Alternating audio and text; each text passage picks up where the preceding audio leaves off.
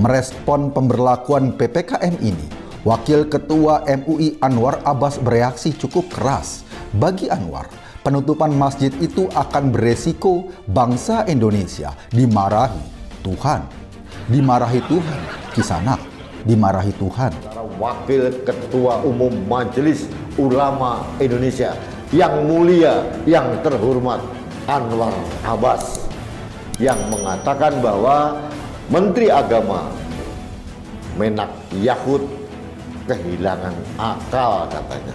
Kenapa Anwar Abbas memberikan narasi seperti itu? Dengan pernyataannya tersebut, Anwar Abbas yang semula dikenal sebagai Wakil Ketua MUI, kini juga sudah bisa dikatakan sebagai ajudan Tuhan di Indonesia. Jadi sekali lagi, menurut saya yang mulia, yang terhormat Anwar Abbas, tolong luruskan akalnya.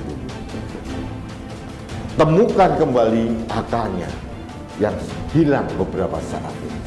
Jadi menurut saya, Gus Yahud, Menteri Agama, tidak kehilangan akal.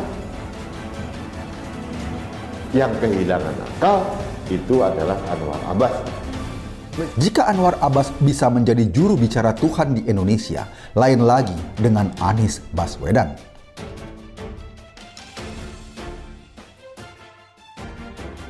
Anwar Abbas, si penerus Tengku Zul yang kini jadi hama di MUI. Salah satu lembaga swadaya masyarakat atau LSM yang cukup berpengaruh di negeri ini adalah Majelis Ulama Indonesia atau MUI. Karena tugasnya yang memang cukup berat, yakni membimbing, membina, dan mengayomi umat Islam di Indonesia.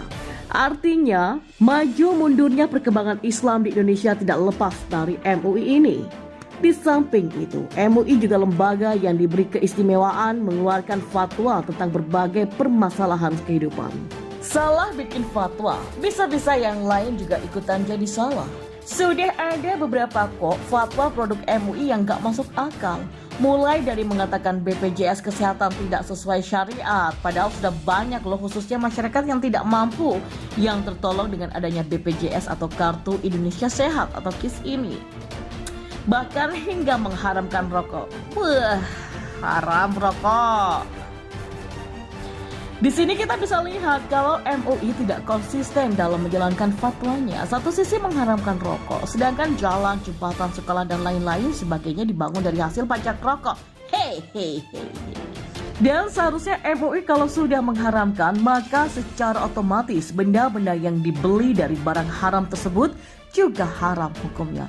Termasuk jalan raya haram digunakan.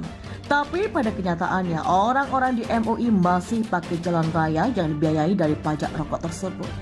Dan inilah yang disebut mau enaknya saja. Jadi intinya kalau umat Islam di Indonesia mau maju dan berkembang, pengurus MUI-nya mesti bukan kaldron.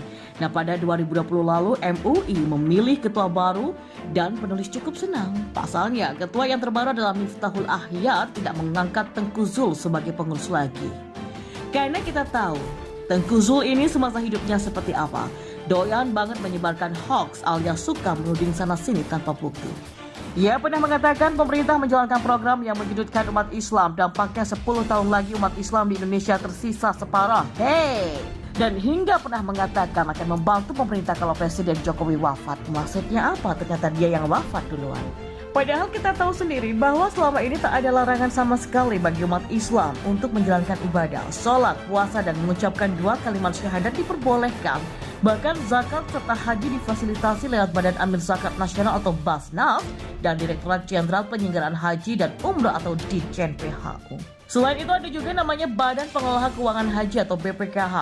Pertanyaannya, umat Islam mana yang disudutkan, Ferguson? Saya sih cukup mengapresiasi langkah Kiai Haji Miftahul Akhyar untuk tidak mengangkat kaldron sebagai pembantunya kala itu. Minimal kalau Zul ngomong sembarangan dia nggak bisa lagi pakai embel-embel MUI. Ternyata tapi ya, apresiasi itu hanya sementara saja. Pasalnya patah tumbuh hilang berganti.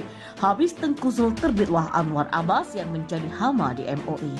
Ia sebelah 12 dengan Tengku Zul tersebut alias Sami Mawon Podoai. Yang pertama, orang ini bukan merupakan jubir MUI, bukan juga ketua MUI, tapi yang paling banyak ngomong di media.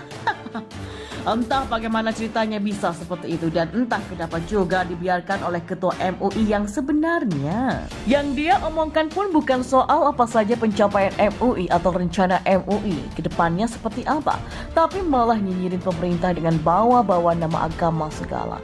Hal ini juga yang semakin menguatkan kalau MUI itu memang tidak ada bedanya dengan LSM pada umumnya, karena yang dilakukan oleh pengurusnya justru lebih banyak mengkritik pemerintah daripada membimbing serta membina umat menuju jalan kebenaran. Bahkan si Anwar Abbas ini tidak segan-segan tampil seolah mewakili Tuhan dalam pernyataannya.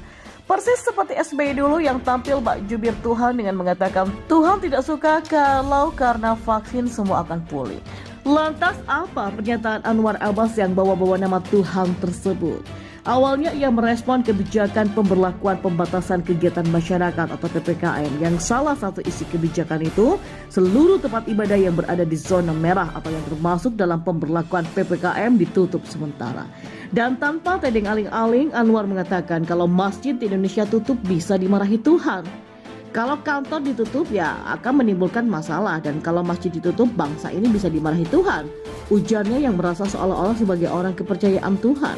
Padahal jelas penutupan masjid itu bukan tanpa alasan, tapi untuk mengurangi penyebaran virus corona. MUI juga sudah mengeluarkan fatwa kok bahwa warga yang berada di zona merah boleh sholat Jumatnya bisa diganti sholat zuhur. Itu artinya apa? Sholat di rumah. Nggak tahulah kenapa Anwar Abbas ini masih bilang begitu. Apakah kurang koordinasi dengan Ketua MUI? Dan tidak hanya di Indonesia saja loh, masjid yang ditutup. Arab Saudi yang notabene tempat Islam berasal juga pernah melakukan hal yang sama. Bahkan sampai 782 masjid yang ditutup di sana.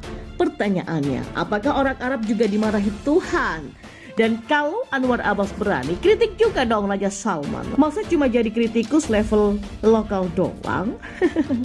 Ya, tapi ya kura-kura begitulah kelakuan si Kadrun kalau diberi jabatan. Mudah-mudahan kedepannya saja tidak banyak hama semacam ini di negeri ini yang menghambat kemajuan bangsa dan negara.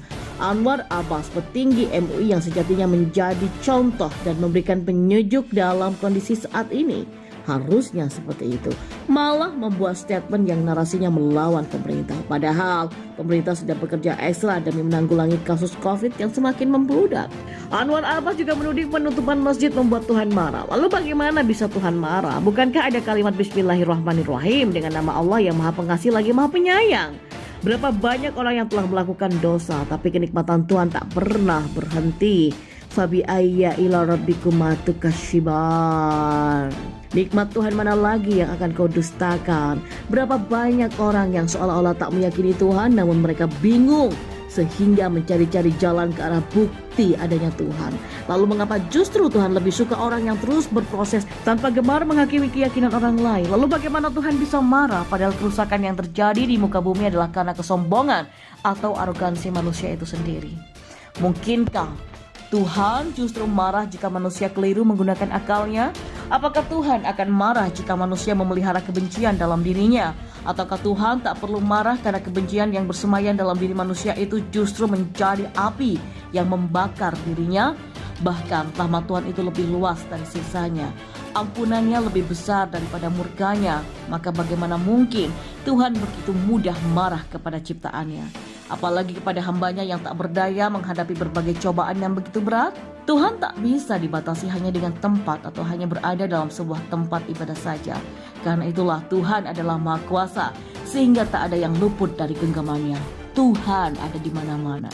Tak ada rahasia yang tak diketahui Tuhan, dan karena itulah Tuhan adalah Maha Mengetahui, sedangkan manusia cenderung sebagai sok tahu atau merasa paling tahu segala-galanya. Bisa saja karena perbuatan jahil manusia yang mengundang kerugian bagi kehidupan sosial lingkungannya lalu berkata, Tuhan sudah marah atau Tuhan tidak suka. Begitulah manusia, ada yang gemar membawa nama Tuhan sebagai justifikasi atau pembenaran diri untuk menyalahkan orang lain. Ada juga yang gemar menyalahkan setan sebagai kambing hitam. Sontak pernyataan Anwar Abbas itu pun menuai banyak kritik. Seperti mantan politikus Partai Demokrat Ferdinand Huta Heian yang murka kepada Wakil Ketua MUI Anwar Abbas itu. Pasalnya Anwar Abbas tak setuju sejumlah masjid ditutup selama pemberlakuan pembatasan kegiatan masyarakat atau PPKM darurat. Protes itu Ferdinand sampaikan lewat akun Twitternya pada Jumat kemarin.